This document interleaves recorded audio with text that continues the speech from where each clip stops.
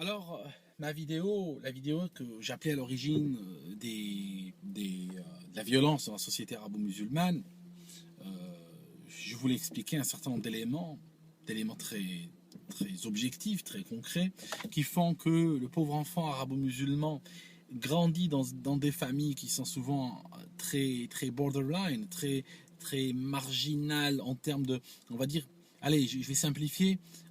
Imagine que tu grandis dans une secte apocalyptique, d'accord? Ils grandissent dans littéralement une secte apocalyptique nécrophile. Ça signifie que il y a des parents arabo-musulmans aujourd'hui qui, sans se rendre compte, des fois par en toute bonne foi, communiquent des éléments de nécrophilie et d'apocalyptisme à leurs petits-enfants. Voilà.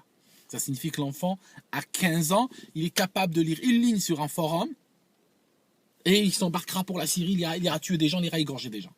Il n'a pas besoin de plus qu'une ligne sur un forum. Pourquoi? Ce n'est pas le forum qui l'a endoctriné. Il faut arrêter de dire il y a des sites internet en ligne qui endoctrinent les gens.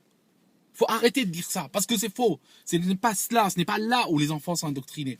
Les enfants sont endoctrinés dans les familles. C'est l'éducation arabo-musulmane aujourd'hui qui endoctrine les enfants et qui les rend très vulnérables, qui les rend très sensibles, très positivement sensibles aux appels de tuerie, de nécrophilie, de terrorisme, de tout ça. Voilà l'histoire.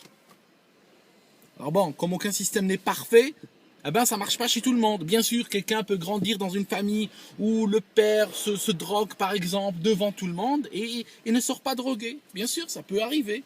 Hein, c'est pas une science exacte, ces choses-là, n'est-ce pas? Cela dit, si quelqu'un grandit dans une famille où la sœur se prostitue, la mère vole, le père se drogue devant la télévision, c'est clair qu'il a une chance de capter une saloperie de son environnement familial. Et puis ça expliquerait, sans justifier, ça expliquerait son parcours par la suite. Voilà.